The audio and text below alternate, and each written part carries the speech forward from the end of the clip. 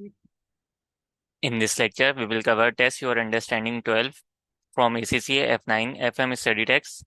Investment appraisal में अभी तक जो है हम जितना एरिया कवर कर चुके हैं उसमें टेस्ट योर अंडरस्टैंडिंग 7 तक कवर कर चुके हैं। और इसमें जो है हमने बेसिक जो अप्रेजल टेक्निक्स में पेबैक पीरियड और अकाउंटिंग रेट ऑफ रिटर्न को कवर कर लिया है। तो अब उन्हीं दोनों को मिला के, दोनों मेथड्स को मिला के हमारे पास एक क्वेश्चन है टेस्ट योर अंडरस्टैंडिंग 12। इसको सॉल्व करते हैं। क्या कह रहे हैं इसमें? Company is considering purchasing a new machine at a cost of 1,10,400। तो ये हमारे पास इन्वेस्टमेंट गिवन है that will be operated for 4 years। और ईयर्स कितने हैं? 4 years हैं। After which time it will be sold for an estimated 9,600। तो रेजिडुअल वैल्यू या स्क्रैप वैल्यू भी क्वेश्चन में गिवन है। Company uses a straight line policy for depreciation. Forecast operating profits to be generated by the machine are as follows. तो अभी तक जितने हम क्वेश्चन कर रहे थे उसमें कैश फ्लोज का डेटा होता था, लेकिन यहाँ पे हमारे पास प्रॉफिट्स गिवन है। तो जैसे हम कैश फ्लो के थ्रू प्रॉफिट तक पहुंचते थे, कैश फ्लो में डेप्रिसिएशन माइनस करके, अब हमें प्रॉफिट के थ्रू कैश फ्लो तक जाना होगा इन प्रॉफिट्स में डेप्रिसिएशन को ऐड बैक करते हुए। तो कैसे करेंगे अभी क्वेश्चन में देखते हैं। रिक्वायरमेंट क्या है? Select the payback period. Payback period हमें फाइंड करना है and the average rate of return.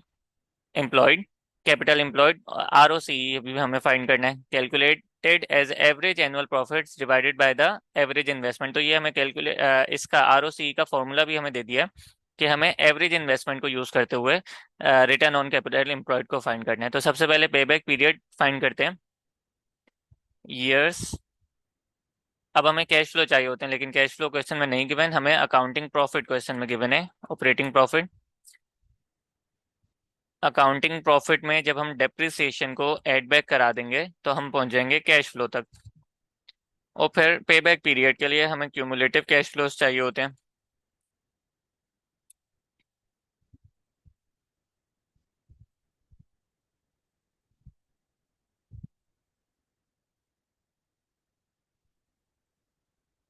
तो ईयर्स जो हैं वो हमारे पास 1, 2, 3 एंड 4 ईयर्स हैं।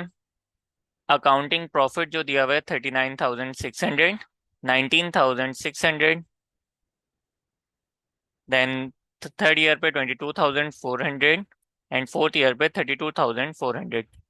तो अकाउंटिंग प्रॉफिट के बाद इसमें हम डेप्रिसिएशन को ऐड बैक कराने, तो डेप्रिसिएशन फाइंड कर लेते हैं। कॉस्ट दी हुई है 1,10,400। Cost minus residual value question में गिवन है 9,600 की। Cost minus residual value divide करा देते हैं यूजफुल लाइफ से। यूजफुल लाइफ है 4 years। तो ये हमारे पास डेप्रिसिएशन आ गई। और क्योंकि ये स्ट्रेट लाइन मेथड है तो सब ईयर्स में सेम डेप्रिसिएशन आएगी। सिंपल है। कैश फ्लोज कैसे आएंगे? अकाउंटिंग डेप्रिसिएशन में ऐड बैक करा देंगे, अकाउंटिंग प्रॉफिट में ऐड बैक करा देंगे डेप्रिसिएशन को, तो कैश फ्लोज आ जाएंगे। इस तरीके से ये 4 years के हमारे पास कैश फ्लोज आ जाएंगे। क्यूमुलेटिव कैश फ्लोज के लिए हमने इन्वेस्टमेंट कितनी की हुई है? 1,10,400 की। तो क्यूमुलेटिव कैश फ्लोज कैसे आएंगे? इस 1,10,400 में से फर्स्ट ईयर हमें पे बैक कितना हो गया? 64,800 का। देन इस तरीके से सेकेंड ईयर पे कितना हमारे पास रिमेनिंग बच गया? 800। और थर्ड ईयर पे सरप्लस हो गया 46,800। तो इसका मतलब है कि ईयर 2 एंड 3 के दरम्यान हमारे पास पे बैक पीरियड आ रहा होगा। तो इसको फाइंड कर लेते हैं।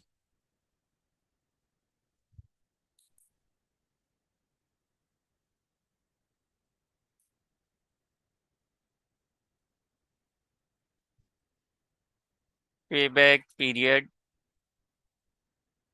तो पे बैक पीरियड यहाँ पे किस तरीके से आएगा? फॉर्मूला क्या है? ईयर बिफोर फुल रिकवरी में एड बैक कराते हैं uncovered cost at start of year, और डिवाइड में cash flow during the year.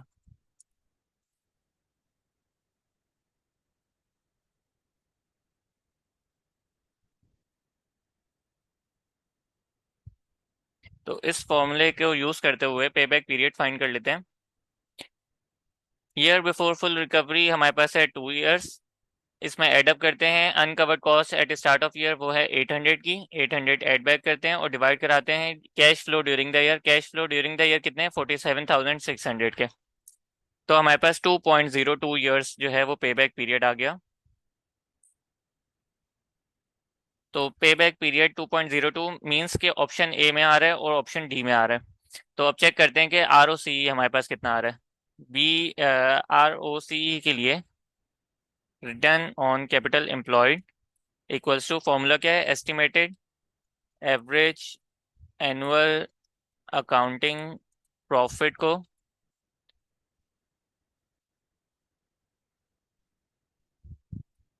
Divide करा देंगे। अब ये दो तरीके से आ सकता है, इनिशियल इन्वेस्टमेंट से भी और एवरेज इन्वेस्टमेंट से भी, लेकिन क्वेश्चन में हमें डायरेक्टली गिवन था कि एवरेज इन्वेस्टमेंट के थ्रू इसको सॉल्व करना है। क्वेश्चन में हमें लिख के दिया हुआ था कि इसको एवरेज इन्वेस्टमेंट के थ्रू सॉल्व करना है। तो एवरेज इन्वेस्टमेंट के थ्रू जो हमारे पास आर ओ सी ई आ रहा है वो कितना है, एस्टिमेटेड एवरेज एनुअल प्रॉफिट्स पहले फाइंड कर लेते हैं। टोटल प्रॉफिट कितना है ना, यहाँ पे अमाउंट टोटल प्रॉफिट्स की फाइंड कर लेते हैं। तो वो आ गया 1,14,000। तो टोटल प्रॉफिट को ईयर से डिवाइड कराएंगे तो एवरेज प्रॉफिट आ जाएगा। तो टोटल 114,000 को 4 से डिवाइड करा दिया तो एवरेज एनुअल अकाउंटिंग प्रॉफिट आ गया। और इसको में हमने डिवाइड कराना है एवरेज इन्वेस्टमेंट से। एवरेज इन्वेस्टमेंट किस तरीके से आती है, initial investment plus residual value divide में 2। तो इस तरीके से इनिशियल इन्वेस्टमेंट आ जाएगी। इनिशियल इन्वेस्टमेंट इस तरीके से एवरेज इन्वेस्टमेंट आ जाएगी। तो इनिशियल इन्वेस्टमेंट कितनी दी हुई है, 1,10,400 प्लस करते हैं रेजिडुअल वैल्यू, क्वेश्चन में गिवन है 9,600 की, इसको डिवाइड करा देते हैं 2 से। तो 60,000 की हमारे पास एवरेज इन्वेस्टमेंट आ गई। आर ओ सी ई को जब फाइंड करेंगे और कंट्रोल एच पी किया तो ये परसेंटेज में कन्वर्ट हो जाएगा। तो 47.5% जो है वो हमारे पास रिटर्न ऑन कैपिटल एम्प्लॉयड आ रहा है। तो इसका मतलब है कि ऑप्शन ए हमारे पास इसमें करेक्ट हो जाएगा। Option A, option A. तो आई होप ये क्वेश्चन भी समझ आ गया होगा। That's all for this lecture.